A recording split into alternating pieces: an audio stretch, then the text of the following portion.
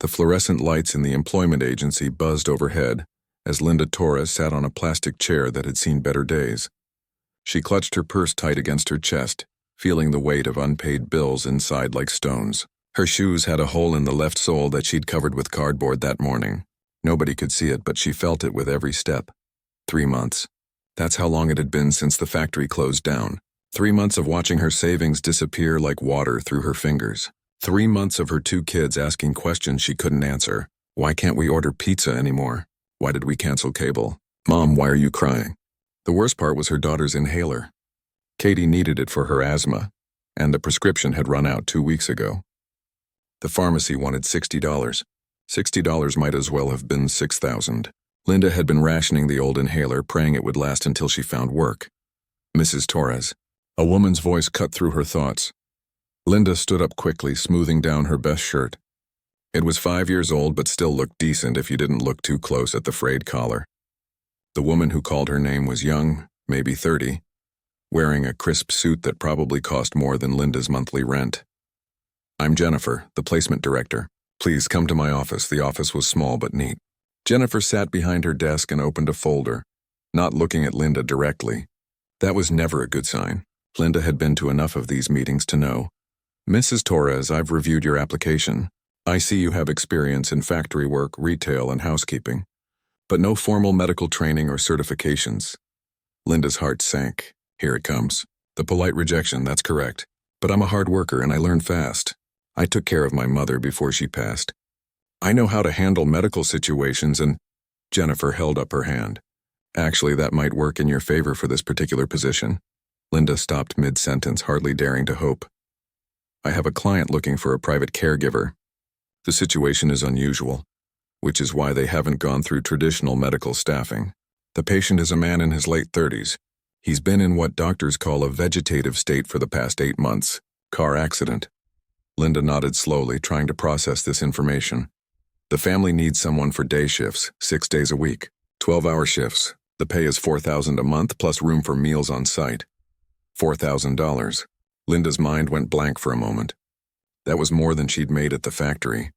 That was enough to pay rent, buy food, get Katie's medicine, maybe even fix the car that had been sitting broken in the parking lot for 2 months.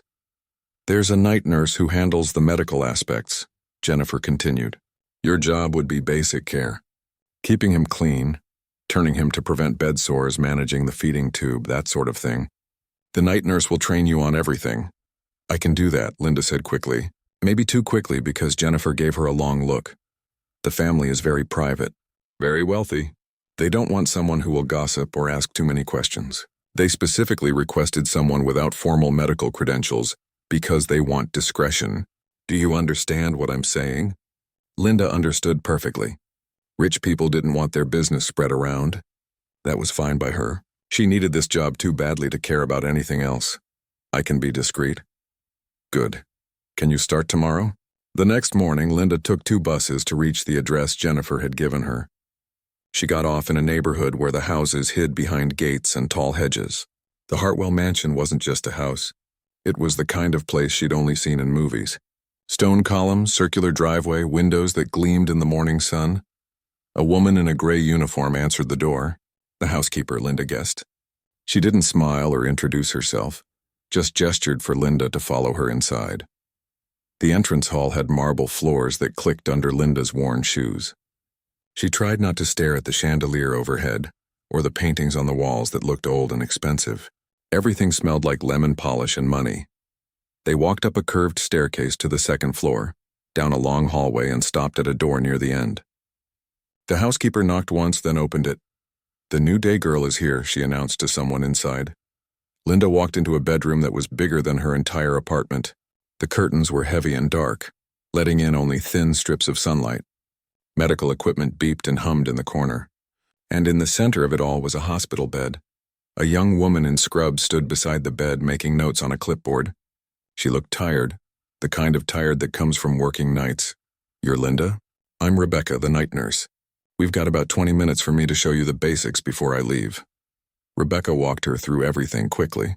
How to adjust the bed, how to check the feeding tube, how to monitor the IV drip, where the supplies were kept, what numbers to call if anything went wrong.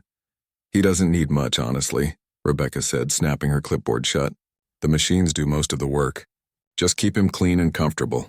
Turn him every 2 hours to prevent sores. Check his vitals every 4 hours and write them in this log. What about the family? Linda asked. Will they be around? Rebecca gave a short laugh. Not often.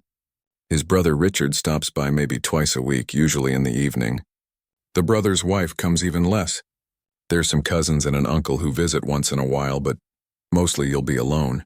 That's the good news. Rebecca gathered her things and headed for the door. She paused at the threshold and looked back. One more thing. The family is waiting for him to die. They don't say it out loud, but that's what they're doing. So don't get attached. This job won't last forever. Then she was gone and Linda was alone. She stood at the foot of the bed, really looking at the patient for the first time. Vincent Hartwell, Jennifer had told her his name was. Some kind of business owner, very successful. Now he lay motionless, his eyes closed, his breathing assisted by tubes and machines. He didn't look like a rich CEO. He just looked like someone's son, someone who had a whole life ahead of him before everything changed in one terrible moment. The silence in the room was heavy. Linda had never been good with silence. At home, there was always noise. Her kids arguing over the remote, the neighbors playing music too loud, traffic outside the window. Here there was just the beep of monitors and her own breathing. Well, she said out loud, her voice sounding strange in the quiet room, I guess we're going to be spending a lot of time together. My name is Linda.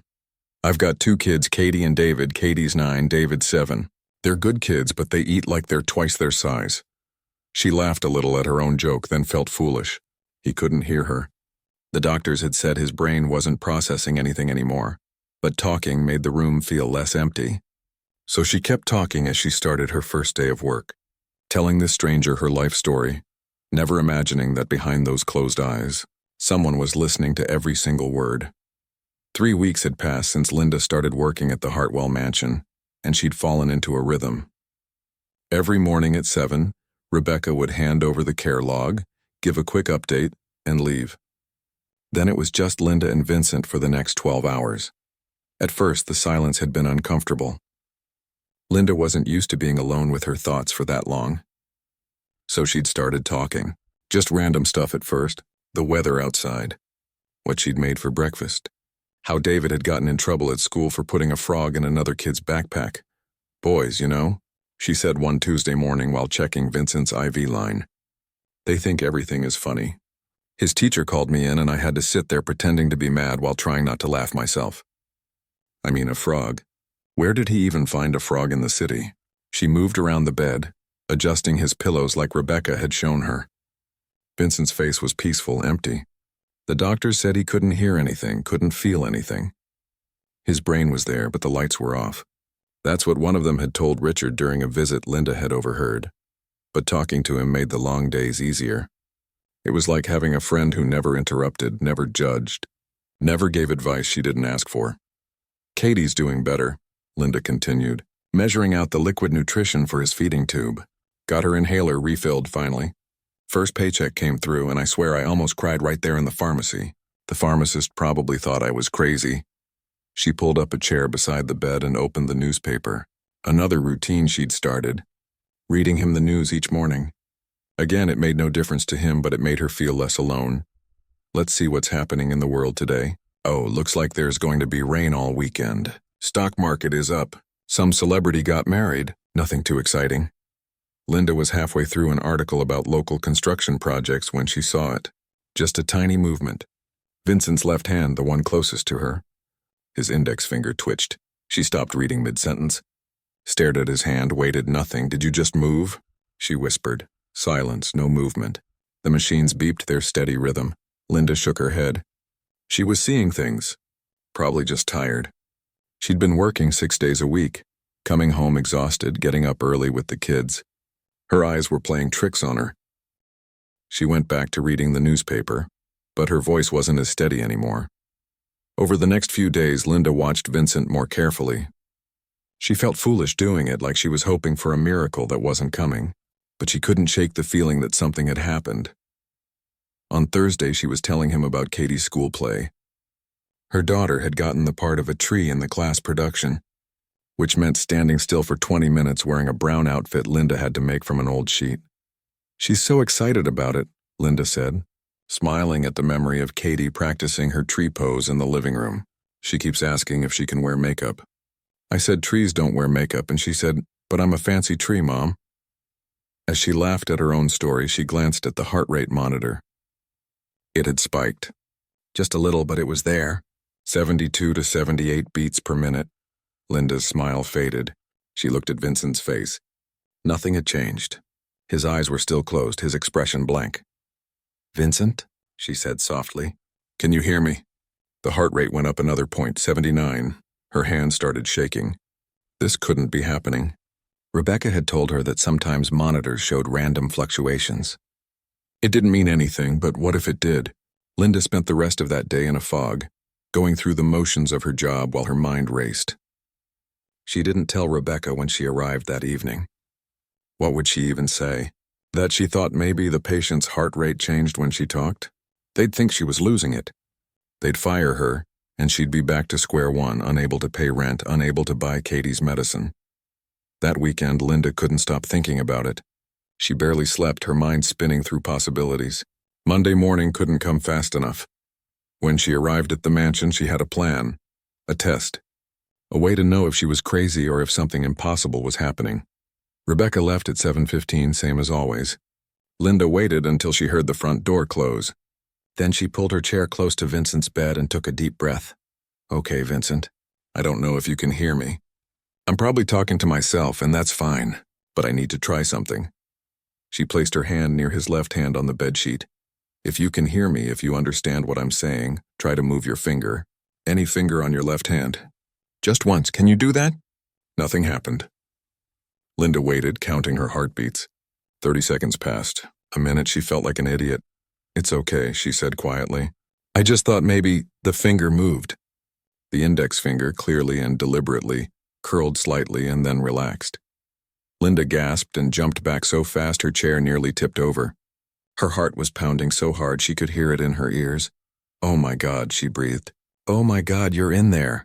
She paced the room, her hands pressed against her mouth. This changed everything. Vincent wasn't gone. He wasn't a vegetable. He was trapped inside a body that wouldn't respond, aware of everything around him. For 8 months, he'd been lying here, conscious, while everyone around him talked about him like he was already dead. Linda returned to the bedside, her legs weak. She sat down and looked at Vincent's face with new eyes. Can you do it again? Move your finger if you can hear me? The finger moved. Once, clear as day. Tears started running down Linda's face. She didn't even realize she was crying until she tasted salt on her lips. You poor man, she whispered. You've been alone this whole time, haven't you? She wanted to run downstairs, call someone, tell them that Vincent was aware, but something stopped her. A cold feeling in her stomach. She thought about the conversation she'd overheard. Richard on the phone with someone talking about selling company assets. Vincent's uncle mentioning how much the medical care was costing. The way Rebecca had said the family was waiting for him to die. If Vincent was aware, he'd heard all of it too. And he was hiding it. Vincent, I need to ask you something important. Are you hiding this on purpose? Move your finger once for yes, twice for no. One movement, yes. Are you in danger? Is that why you're hiding? One movement, yes. Linda sat back, her mind reeling. This wasn't just about a miracle recovery. This was about survival. Vincent knew something or someone wanted him gone, and staying silent was keeping him alive. I won't tell anyone, Linda promised. I swear on my kids' lives I won't say a word. But you can't stay like this forever. We need to figure out what to do. She spent the rest of that day talking to him differently, not just chattering to fill the silence, but actually communicating. It was slow and frustrating. One finger movement for yes, two for no, but it was something. By the time Rebecca arrived that evening, Linda's whole world had shifted. She smiled at the night nurse, made small talk, and acted like it had been just another boring day. Inside, she was terrified and exhilarated in equal measure. She had a secret now, a dangerous one. A man was trapped and aware, surrounded by people who wanted him gone. And somehow Linda had become the only person in the world who knew the truth. As she rode the bus home that night, watching the city lights blur past the window, Linda wondered what she'd gotten herself into. She'd taken this job because she was desperate for money. Now she was the only lifeline for a man who couldn't speak, couldn't move, couldn't ask for help. The question was, what was she going to do about it? Linda didn't sleep that night. She lay in bed staring at the ceiling, listening to her kids breathe in the next room, thinking about Vincent trapped inside his own body. Every time she closed her eyes, she saw that finger moving. Once for yes, twice for no. By morning, she'd made a decision. If Vincent was aware and hiding it, he had reasons. And if he was in danger, maybe she was the only person who could help him. She arrived at work with a notebook hidden in her purse, the kind Katie used for school, with lined pages and a purple cover. After Rebecca left, Linda pulled her chair close to Vincent's bed and opened to the first page. "Okay," she said, keeping her voice low even though they were alone. "We need a better way to talk. Yes and no only gets us so far." She'd thought about this all night. How could someone communicate with just a finger twitch? It would take forever, but she had an idea. Linda drew the alphabet on the page, big letters in a grid. A through Z plus numbers 0 through 9. "I'm going to point at letters. When I get to the right one, move your finger. We'll spell out words. It's going to be slow, but we can do this." She started with something simple. "What's your middle name?" It took 20 minutes to spell out JAMES. 20 exhausting minutes of pointing at letters, watching for that tiny movement, writing down each letter. But when she saw the complete name, Linda felt a surge of triumph. James. Vincent James Hartwell. "Nice to officially meet you." Over the next few days, their communication improved. Linda learned to group letters, to guess words from context, to read the tiny changes in Vincent's breathing that meant he was tired. They could only manage about an hour of this each day before he was exhausted. But slowly, painfully, Vincent's story emerged. He'd been investigating his own company. Money was disappearing, large amounts being moved through fake accounts. Vincent had spent months quietly gathering evidence, and he'd figured out who was behind it. His brother Richard and the chief financial officer, a man named Greg Paulson. "They found out?" Linda asked, pointing at letters. "Yes." "The car accident wasn't an accident?" No. Linda felt cold all over. She was sitting in a mansion with a man whose own family had tried to kill him, and they thought they'd succeeded. "The brakes." Vincent spelled out letter by painful letter. "Cut!" "Jesus," Linda whispered. "And the doctor?" "The one who said you were in a vegetative state?" Vincent spelled Richard pays him, so that was it. The doctor was lying. Vincent wasn't brain dead or vegetative. He had something called locked-in syndrome. Linda learned after sneaking time on the mansion's computer during her lunch break. His mind was fine, but his body wouldn't respond. To anyone doing a quick check, he'd look exactly like someone in a vegetative state. "Why haven't they just pulled the plug?" Linda asked one afternoon. Vincent's answer came slowly. "Parents. Won't allow it. Religious." That made sense. Richard couldn't just kill his brother outright, not with their parents still alive. He had to wait, to be patient, to let nature take its course. Meanwhile, he was running the company into the ground, stealing everything he could. "What do you want me to do?" Linda asked. "Do you want me to tell someone?" "The police." "A real doctor?" The answer surprised her. "Not yet. Need proof." "Proof of what?" "That you're aware?" "No, proof of fraud. Proof of attempted murder. Just proving I'm awake isn't enough. They'll find a way to finish the job."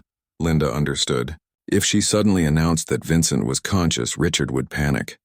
And desperate people did desperate things. They needed evidence of the crimes first. Something solid that would send Richard to prison before he knew Vincent could talk. "Where's the proof?" Linda asked. "My office, downstairs, files on computer. Password protected." Linda's stomach dropped. "You want me to break into your office?" "Yes, Vincent, I'm a caregiver. I'm not a spy. I don't know how to do this stuff." Vincent spelled out, "Please." Only hope, and what could she say to that? This man was completely helpless, totally dependent on her. If she didn't help him, who would? That night, Linda told her kids she had to work late the next day. David complained about missing his soccer practice, and Katie wanted to know why she was never home anymore. The guilt ate at Linda, but she pushed it down. This was temporary. Once Vincent was safe, everything would go back to normal. The next day, Linda waited until the housekeeper left at 2 o'clock. Then she told Vincent she'd be gone for a bit and slipped downstairs to his office. Her heart hammered as she tried the door. Locked. Of course it was locked. "Where's the key?" She'd asked Vincent that morning. "Top of door frame. Left side." Her hands shook as she felt along the wood. There. A small key. Dusty and cold. The door opened with a soft click that sounded loud as a gunshot to her nervous ears. Vincent's office was exactly what she'd expected.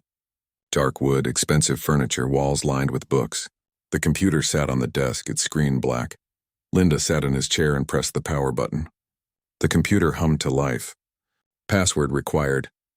She pulled out her notebook where she'd written it down.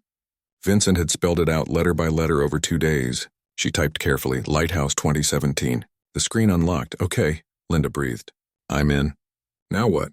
Following Vincent's instructions, she found a folder buried deep in the file system. Financial records. Spreadsheets with numbers that meant nothing to her. But Vincent said they showed money being moved illegally. Emails between Richard and Greg discussing the fraud in careful language that never quite admitted what they were doing, but made it clear enough. Linda plugged in the USB drive she'd bought at the drugstore on her way to work. It had cost $15 she couldn't really spare, but this was more important than money now. She started copying files. The computer made soft whirring sounds. A progress bar crept across the screen. 60%, 70%. Linda heard footsteps in the hallway. Her blood turned to ice. She stared at the screen. 85%. The footsteps got closer. Someone was coming toward the office. 90%. 95%. The doorknob turned. 100%.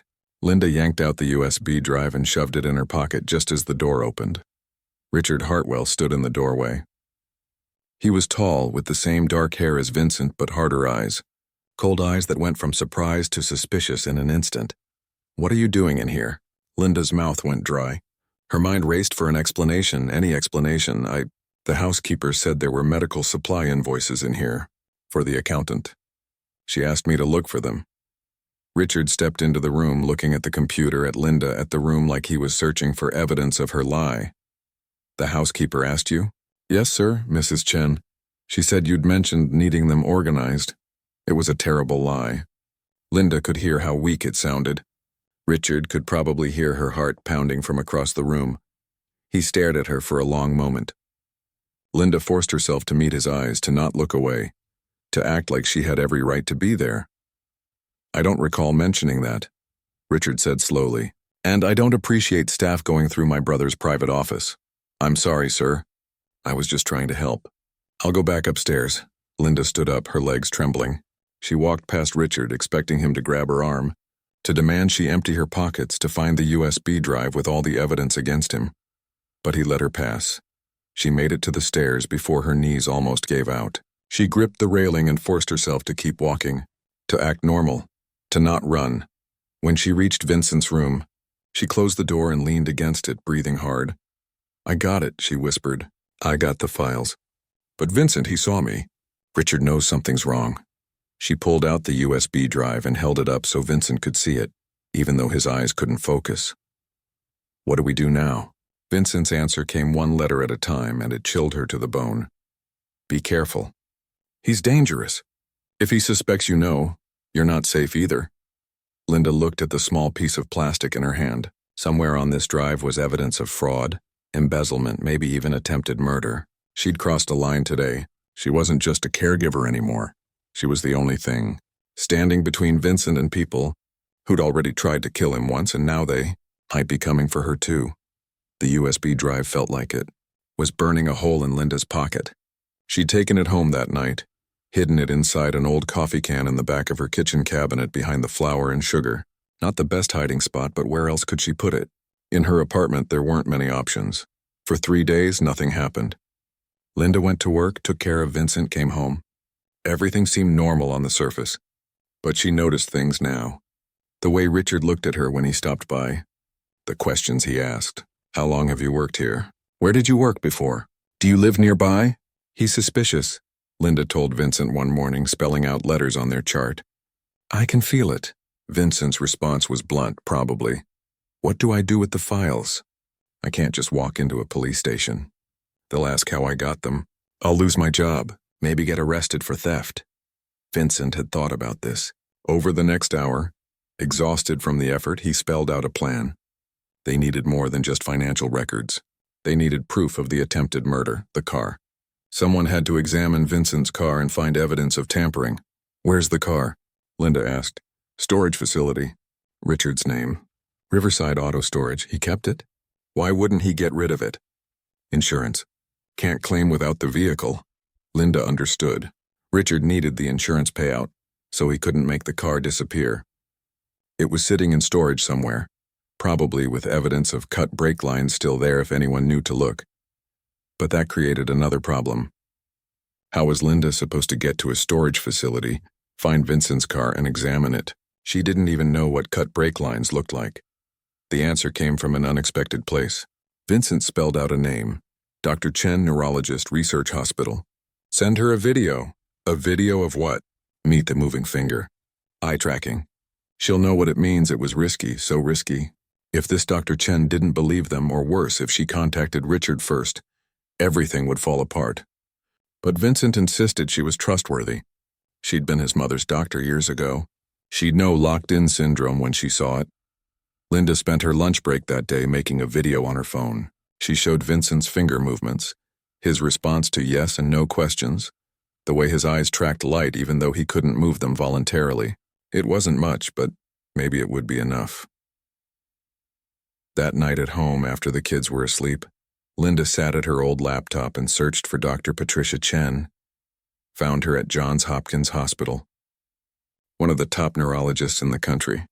Linda's hand shook as she typed an email attaching the video. Dear Dr. Chen, you don't know me, but I'm a caregiver for Vincent Hartwell. I think he's been misdiagnosed. Please watch this video. He needs help. His life may be in danger. She hit send before she could talk herself out of it. The next morning, Linda arrived at work to find Richard's car in the driveway. Her stomach dropped. He never came this early. Something was wrong. Inside, she heard voices from the second floor. Richard's voice and another man's.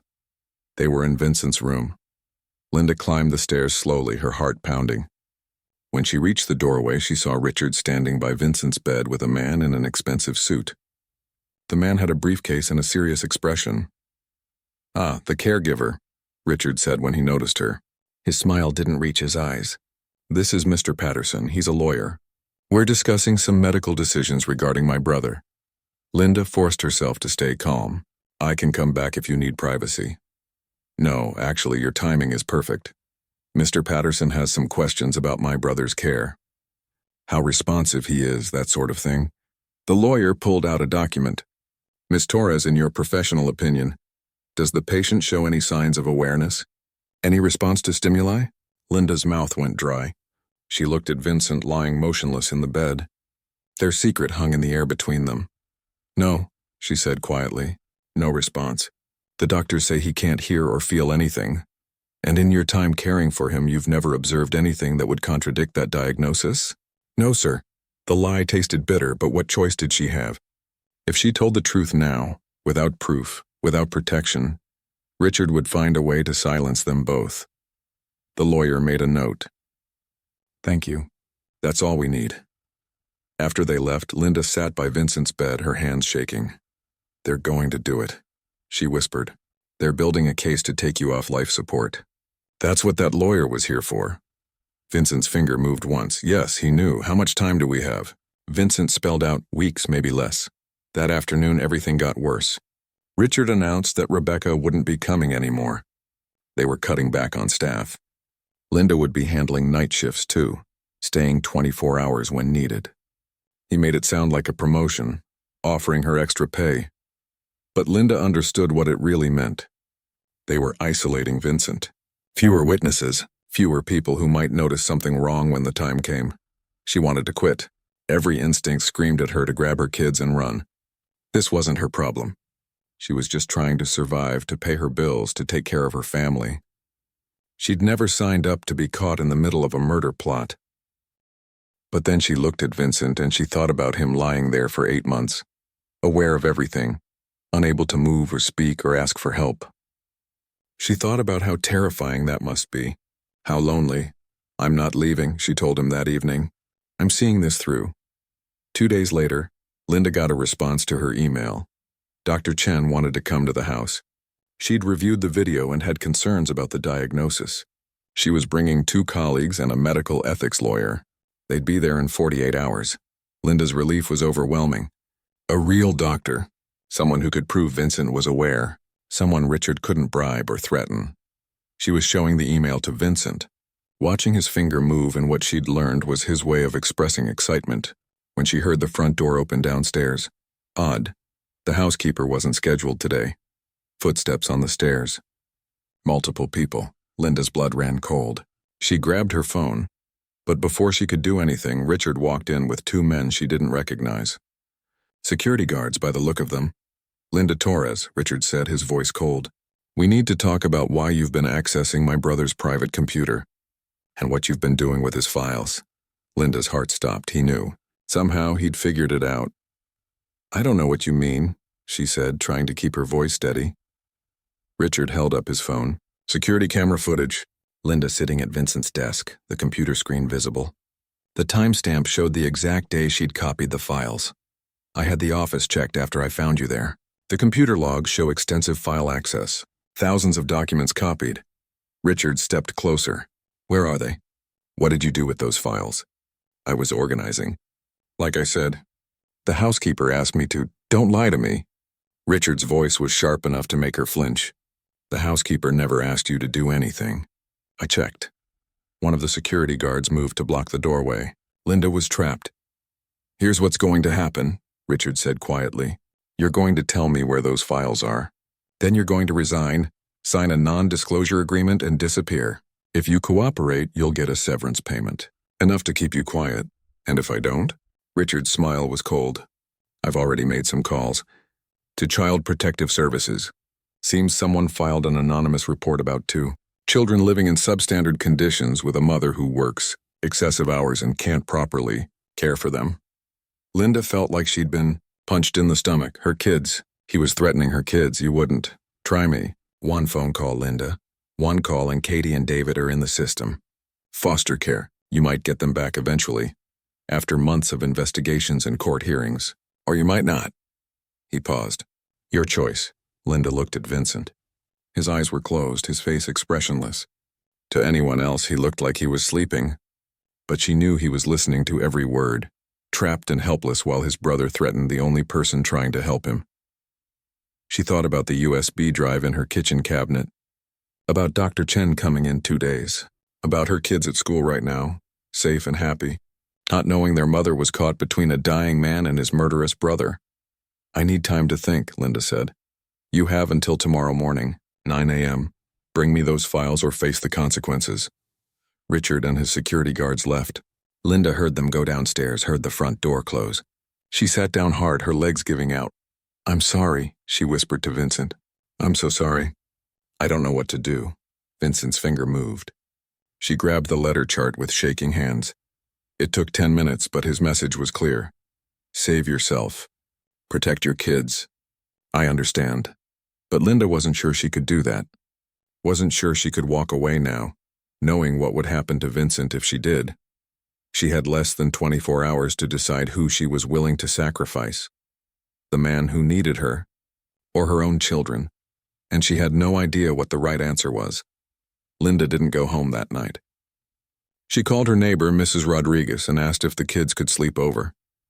Made up some excuse about working a double shift. Mrs. Rodriguez had watched them before and didn't ask too many questions.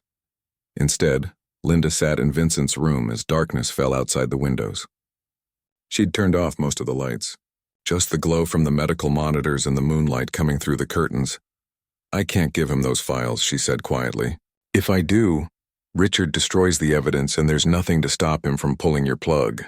But if I don't, he'll take my kids, call child services, make my life hell. Vincent's finger moved. Linda grabbed the chart, but she was too tired, too stressed to go through the slow process of spelling. I know what you'd say, that I should save my kids, that they come first, and you're right. They do. She wiped her eyes. But then what happens to you? She pulled out her phone and looked at the email from Dr. Chen again. The doctor would be there in less than 48 hours. If Linda could just hold out until then, if she could keep Richard from doing anything drastic, maybe they had a chance. But Richard had given her until 9 a.m. tomorrow. That was still 36 hours before Dr. Chen arrived. Linda made a decision. A risky, probably stupid decision, but it was the only one she could see.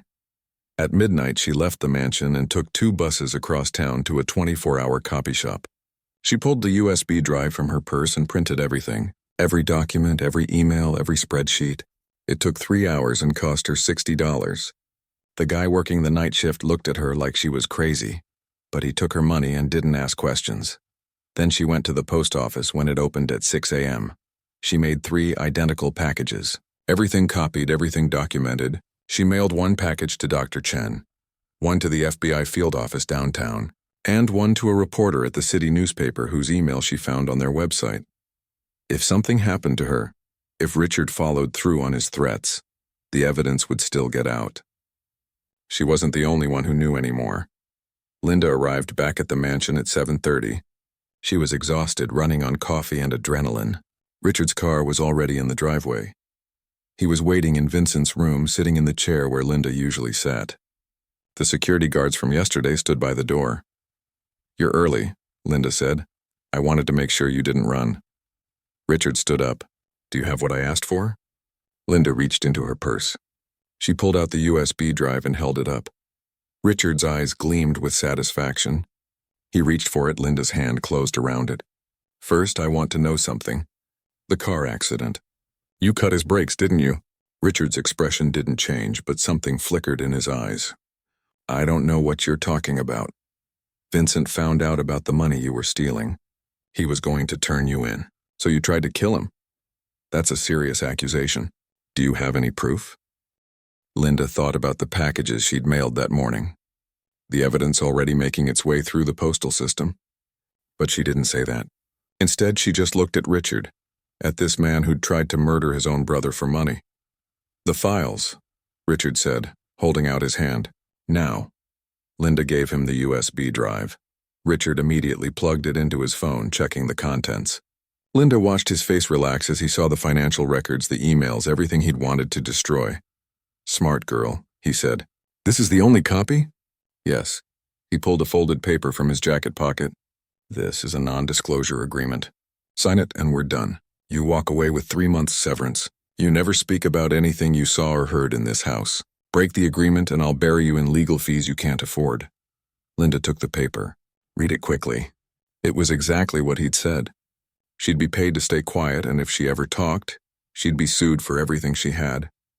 She thought about her kids, about the life she could give them with 3 months' pay, about staying out of Richard's crosshairs. She signed it. Richard smiled. "Good, pack your things. You're done here," Linda nodded. She walked to the small table where she kept her purse and the notebook she'd used to communicate with Vincent. She took her time, her hands shaking slightly. Behind her, Richard was already on his phone. "It's done. We're moving forward with the medical directive. By the end of the week, end of the week."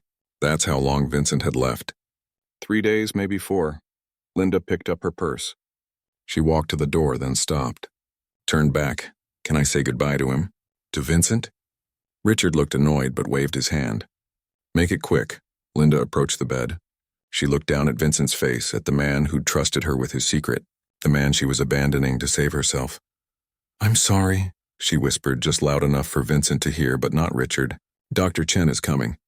The day after tomorrow. I sent her everything. The FBI, too. Just hold on." She squeezed Vincent's hand once, then left before Richard could see the tears in her eyes. Linda went home, held her kids, tried to act normal while her insides twisted with guilt and fear. The packages were in the mail, but would they arrive in time? Would anyone believe them? Would Richard figure out what she'd done? That night she couldn't sleep. She kept checking her phone, expecting Richard to call, to accuse her of making copies, to threaten her again. At 2 a.m, her phone rang. An unknown number. "Hello? Is this Linda Torres?" A woman's voice, calm and professional. "Yes, who's this?" "Dr. Patricia Chen, I received your package. I'm looking at the documents now, and I'm calling the state medical board tonight. First thing tomorrow morning, I'm coming to examine Vincent Hartwell myself, and I'm bringing the authorities with me." Linda almost cried with relief. He doesn't have much time. Richard is planning to remove life support by the end of the week. Not if I can help it. The evidence you've sent shows clear medical malpractice at minimum, possibly fraud. I've also forwarded copies to the hospital ethics board. Dr. Chen paused. "What you did took courage. You may have saved his life. I just hope I wasn't too late." The next morning, Linda was making breakfast when she saw the news. Her hands froze, the spatula clattering into the sink. Breaking news. FBI raids offices of Hartwell Industries. CEO and CFO arrested on fraud charges. The reporter stood outside Vincent's mansion. Cameras filming as federal agents carried boxes of evidence out the front door. Linda's phone rang. Dr. Chen again. Turn on channel 7, the doctor said. Linda switched channels. There was Vincent being loaded into an ambulance, but not the way she'd seen him before, lying still and silent. He was sitting up slightly, supported by paramedics, his eyes open and tracking the movement around him. We examined him this morning, Dr. Chen explained. Confirmed locked-in syndrome, just as you suspected. The original diagnosis was either gross incompetence or deliberate fraud. We're investigating the previous neurologist now. Is he going to be okay? He has a long road ahead. But yes, with proper treatment and therapy, patients with locked-in syndrome can regain significant function. Some learn to speak again. Many live full lives. Dr. Chen's voice softened. He asked about you. Well, he spelled it out. He wanted to make sure you were safe. Tears ran down Linda's face. Can I see him? Give us a few days to stabilize him and begin treatment. But yes, he specifically requested that we arrange a visit. The next few weeks were a blur. Richard and Greg were formally charged with fraud, embezzlement, and attempted murder. The investigation of Vincent's car found exactly what Vincent had told her. Cut brake lines, deliberately sabotaged. The story made national news. The CEO who'd been left for dead, the caregiver who discovered he was still aware, the brother who'd tried to kill him for money. Reporters camped outside Linda's apartment until she stopped answering the door. 3 months later, Linda stood outside the rehabilitation center where Vincent was recovering. She'd been here twice before, but today felt different. Today, Vincent had asked her to come, said he had something important to tell her. A nurse led her to a sunny room overlooking a garden. Vincent was there, sitting in a wheelchair by the window. He'd regained some movement in his left arm. His speech was still difficult, but he was working with therapists every day. When he saw Linda, his face lit up. Linda. The word came out slow and careful, but clear. Hi, Vincent. She sat in the chair beside him and suddenly felt shy. This man had become so important to her, but they'd never really had a normal conversation. You saved my life, he said, each word an effort. You saved mine too. The money from the severance from Richard before everything came out, it helped me catch up on bills. And the reward the FBI gave me for the evidence, that's going to pay for Katie's asthma treatments for years. Vincent shook his head slowly. More than that, you saw me when no one else did. He reached out with his left hand, the one that had first moved to tell her he was aware. Linda took it, feeling the weak but real pressure of his grip. I've been thinking, Vincent continued. I wasted so much time building a company, making money, never really living. You're living now, Linda said gently. Yes, and I want to do it right this time. He looked at her with those eyes that had once seemed empty but were now so full of life. I want you in my life, if you want that. Linda thought about everything that had brought them to this moment, the desperation that had led her to take a job she wasn't qualified for, the discovery that had changed both their lives, the choice to risk everything for someone who couldn't even ask for help. I want that too, she said. It wasn't a fairy tale ending. Vincent's recovery would take years. Linda still had 2 kids to raise and bills to pay and a life that was complicated and messy. But they'd both learned something important. Sometimes the people who save us aren't the ones we expect. Sometimes they're just ordinary people doing their best in impossible situations. Sometimes they're scared single mothers who talk to patients who supposedly can't hear them. Sometimes they're trapped men who refuse to give up hope. And sometimes, against all odds, those people find each other and hold on tight, grateful for second chances and the courage it takes to care about someone else's life as much as your own.